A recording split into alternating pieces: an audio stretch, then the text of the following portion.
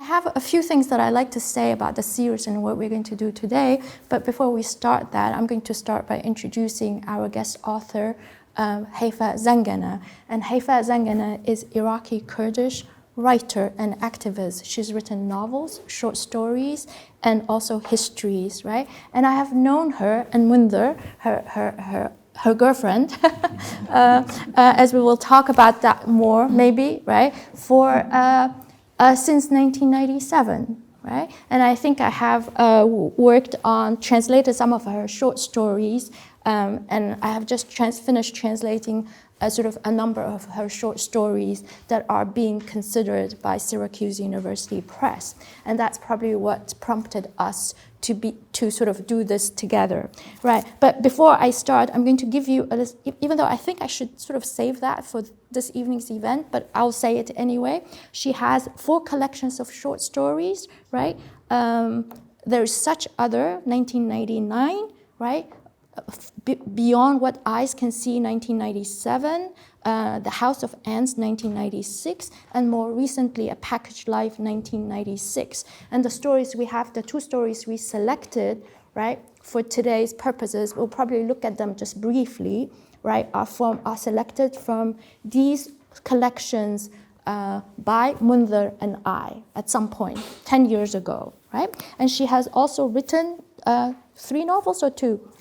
3 novels. I have here Women on a Journey, which is available in English translation, and Mafatih Medina, Keys to a City, which has not been translated yet, and Through Vast Halls of Memory. Yeah. And Haifa writes weekly columns for Al-Quds Al-Arabi, right, the Arabic newspaper, and writes for The Guardian as well. And her histories of women in Iraq include City of Widows and Iraqi Women's Account of War and Resistance, which came out in 2007, right? And for her, when she mentioned في أروقة الذاكرة, for me, that's not a novel, that's memoir, right? But we can debate that later, right? So these were sort of written in the aftermath of her move to London, and as a women activist, Haifa was in prison for a while, and في أروقة الذاكرة is a set of memoirs that are prompted by that experience.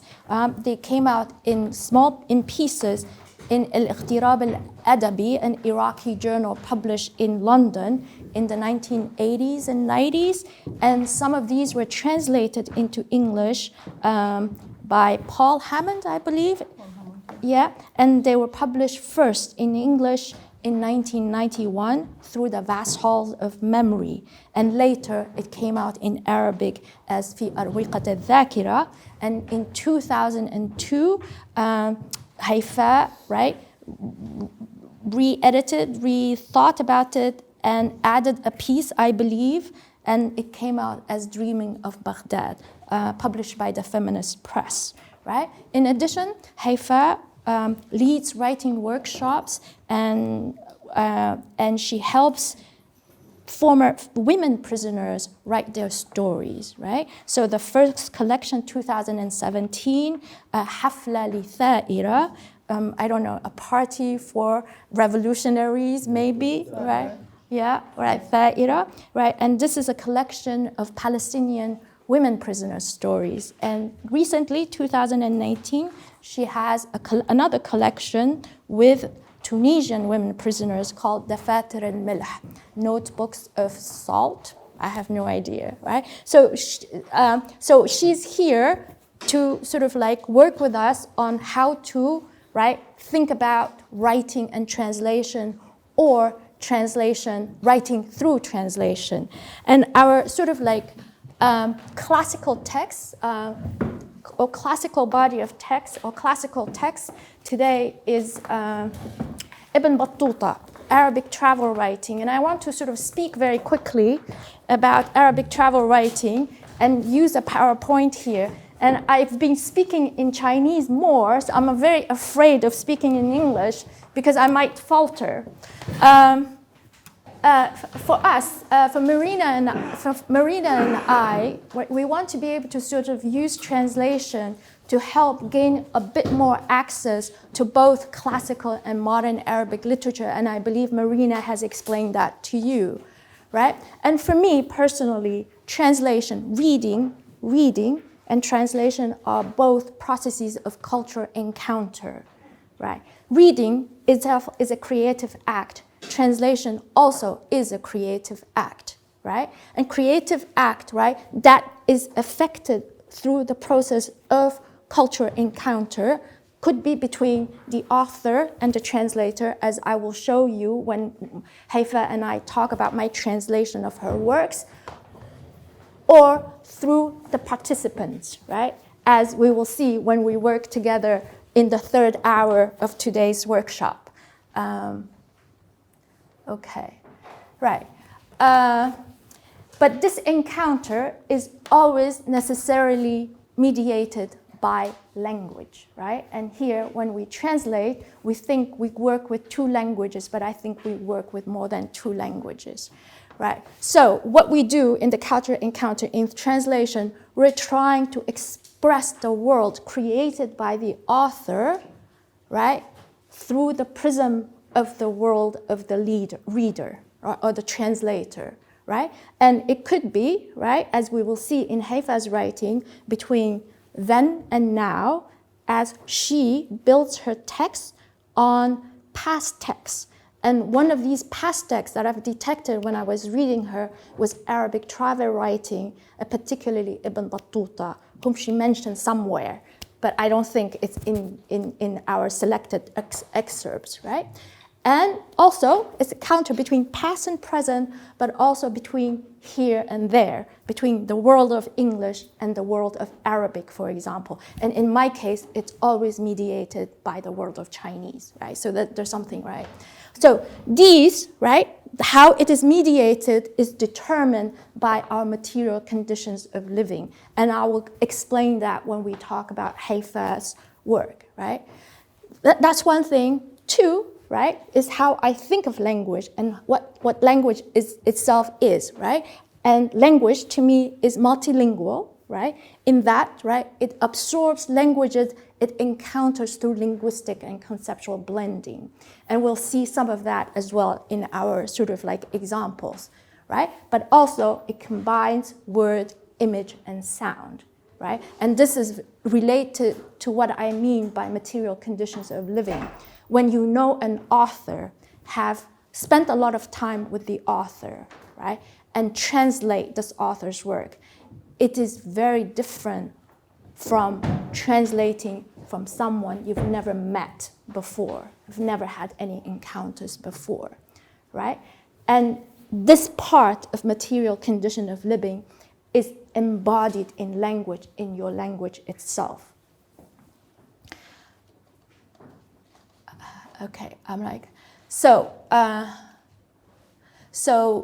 what we want to be able to do is really use some of Haifa's text to take us to the past and to evoke, to revive, or to catch a glimpse of the large body of pre-modern Arabic travel literature. Right? So Arabic travel literature is huge, right? You have geography and cartography, we have accounts of seafaring, we have accounts of pilgrimage to holy cities like Mecca, Medina, and Jerusalem, and we have pilgrimages or visits to Sunni and Shiite shrines.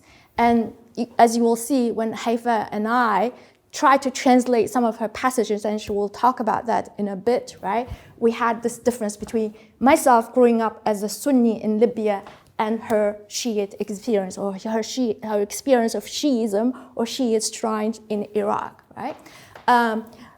One of the genres of Arabic travel writing is Fada'il Medina, Fada'il al-Quds, or virtues of a city. And Fada'il is very difficult to translate, right? Because ordinarily you think of virtues, but if you examine the language a bit more closely, it is surplus, fadl, fadila, right? So it is what the city has, right, that other cities don't have, right? So that's one way of thinking about it. And the other genre is journey in search of knowledge. رحلة في طلب العلم. And in addition to this, we have numerous ambassadorial missions. The relationship between this type of travel writing that is considered geographical and historical and fictional writing or story has been an intimate one since the past in Arabic writings. So from as early as the 9th century, we have a Sirafi's account of sea journeys to India, China, and Indonesia, And if you read, The Adventures of Sindbad in the Arabian Nights, you'll find tons of overlap. So the relationship has been an intimate one from day one. I think I'm not doing this very well. Maybe I should switch to Chinese. Which year is the Sirafis? 9th century. No. Yeah, Sulayman al-Tajir. And in modern times, we have 19th century sort of writers who, wrote travel accounts of their journeys to Europe, like Shadiyaq, كشف المخبى عن فنون أوروبا, his travel account of his travels in Europe. But for some reason, he found that inadequate to express how he felt, so he fictionalized this account in a Saq ala Saq, which has been translated as leg over leg by Humphrey Davis. That's fine. Yeah, leg over leg, The other one is, and in modern times, stuck.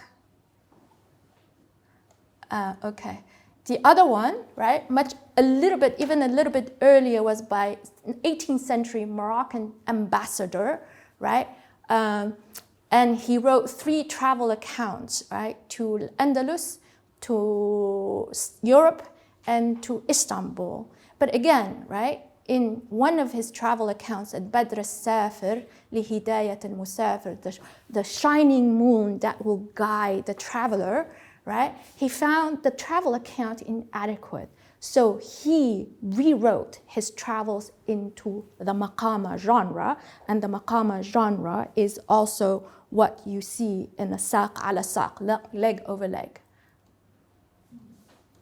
All right, and more recently, for those who know Naguib Mahfouz, he practically rewrote the travels of Ibn Battuta into a novel, Ibn Fattuma. And we have Ibn Khaldun's autobiography written in the form of travel account, translated into a novel by Moroccan bin Salim Himmish. So these are examples. So today, what we're going to do is try to catch a glimpse of this body of writing in Arabic that actually underpins a lot of contemporary Arabic writing.